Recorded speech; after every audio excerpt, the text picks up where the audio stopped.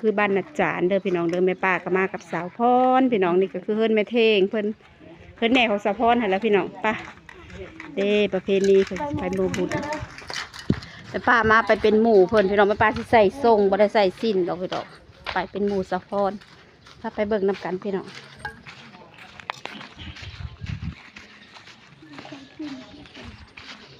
ใส่กระโปรงก็ได้แหละอีนายทางเฮิรนแม่สาวพรอยู่แคมป์ทางเด้อพี่น้องแคมป์ทางวันจานแมนโอ้ยมีเพลงมาได้ดอกสะพรเด้อมีเพลงมาได้ดอกประเพณีบ้านสะพรเนาะพี่น้องซึ่งมีดอกไม้และข้าวสารไปโม่บุญเด้อพี่น้องเด้อตีมกะกีมแนวไปโม่บุญเด้อพี่น้องสิคือกันกับบ้านป้าคือกันมีเพราะว่าเราคืออุ้มขันเด้ขันไปโม่บุญให้ได้หรือบ่ใส่คู่หนึ่งบ่อ่ะไม่ใช่หลายคู่เนี่ยนั่นเนาะคู่หนึ่ง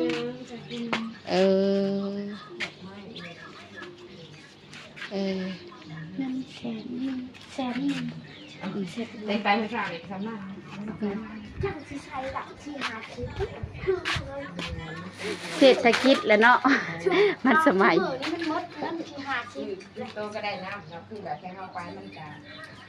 เงินแสนหนึ่งกับขนมสดหนึ่งกับมีหมอนหน่อยหนึ่งบาทเฮาโมบุญนะแต่เอาต่างกันได้กับโมเป็นอย่างแต่ที่โมมีหมอนเฉพาะบริพากันเอาหมอนปะ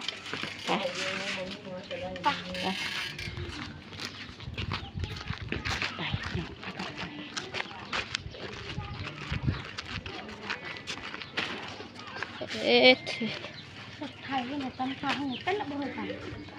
เขาไปทางได้สักนี่ก็คือสิพากันย่างเขาบ้านนะพี่น้องสิไปดอกเด็กทางนี่ก็มีอยู่ก็ไปเด้ออีนายนี่มาตอนค่ำเนาะมาตอนค่ำ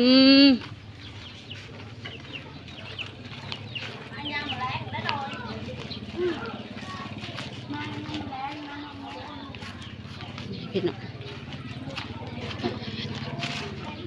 มาโมบุญ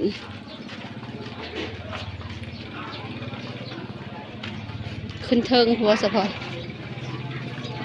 มีหอดเทินบุญเลยเด้อพี่น้องพ้นหลายๆขึ้นเทิงผู้บอกทักแม่เด้อวันนี้ต้องขึ้นไปก่อนทักแม่เด้อเปล่า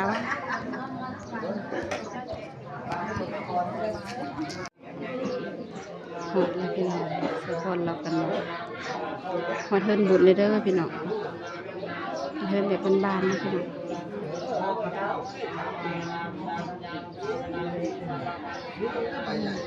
คนหลายดูพี่น้อง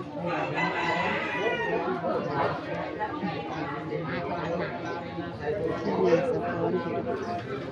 พาลูกไปใกล้แม่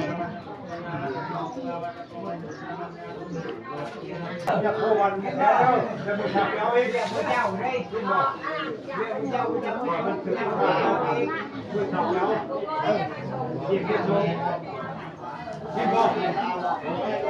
แต่ก็เราไม่ต้องเรียกผู้วันกระแสแต่ก็ผู้ชอบเราเองครับ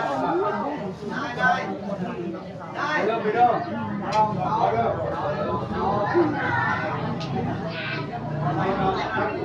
ไปชมได้โอ้ได้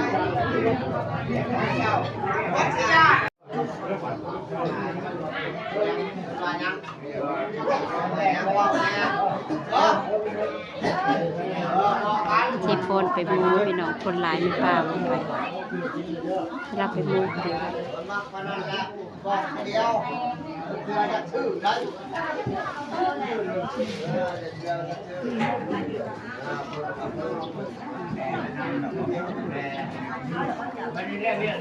บ้านเด้อพี่น้องเด้อแบบบ้านๆเลย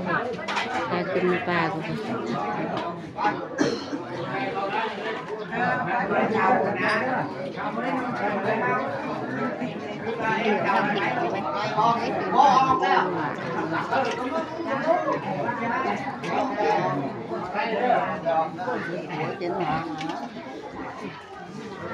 Họ bậy đi, chú bậy sao mua?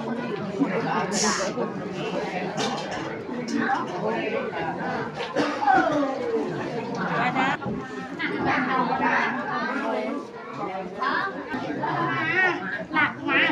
อยากเห็นไทยแล้ว แม่ทางลมปล่อยลมเด้อจับมันสูงพี่น้องเพิ่นกับความสูงเนาะสะพอนป้าละยานความสูงเบิ่งสะพอนลงจักเท่าไหร่ครับเป็น10ผู้ประจักษ์10ไปคันผู้ประจักษ์โอ้โหป้าคอยลงเลยคอยหยาด2 4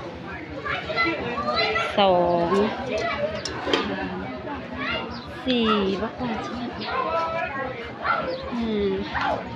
6 7 9คันไม่จะพูดเป็นจ้าชื่อนี่จ้าเพียง ปลามาเป็นสิหาปลาเขาประมาณนี้เนาะพี่น้องมากับเทพรพี่น้อง เฉิดใช่ไหมเฉิดอันนี้มันแมนว่าแบบแมนลำมิกศูนย์เฉิดเฉิดยังถูกนะ เหมาให้คนละติบเลยเด้อพี่น้องกินแม่ปลามางานบุญบ้านสะพรเด้อพี่น้องเด้ออาโมบุญกับสะพรพี่น้องนี่เพิ่นก็ย่อเก่า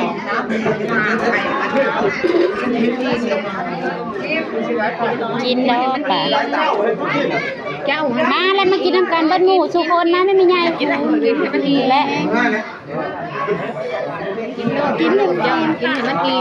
ให้มันแซ่บพี่น้อง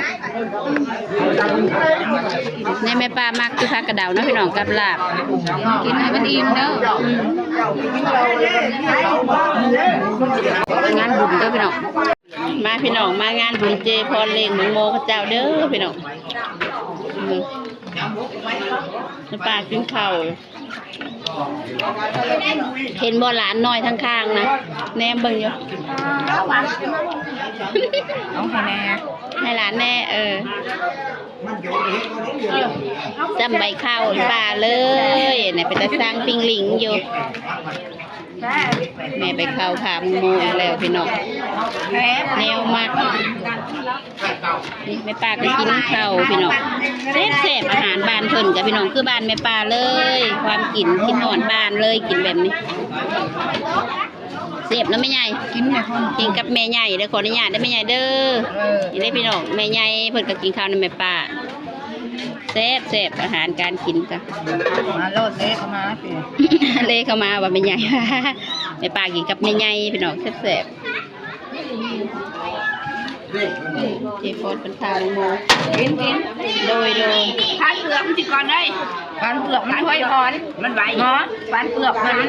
เลยหมูมันจะเป็นผ่านพารถพาว่าแต่กระพาเฮ้ยมาพี่น้องคลิปแม่ปลามาบุญกับสะพรกาขอจบคลิปเพลงเท่านี้เนาะพี่น้องอย่าลืมกดไลค์กดแชร์เป็นกำลังใจให้ซ่องลุงพันธ์สนาแนลเด้อพี่น้องแม่ปลาก็สิเมื่อแล้วเมื่อกับสะพรเจพรเพิ่งก็ได้เลงบักโมนำทำบุญหลายอย่างได้เพิ่นกันเมื่อเนาะพี่น้องพากันเมื่อแล้ว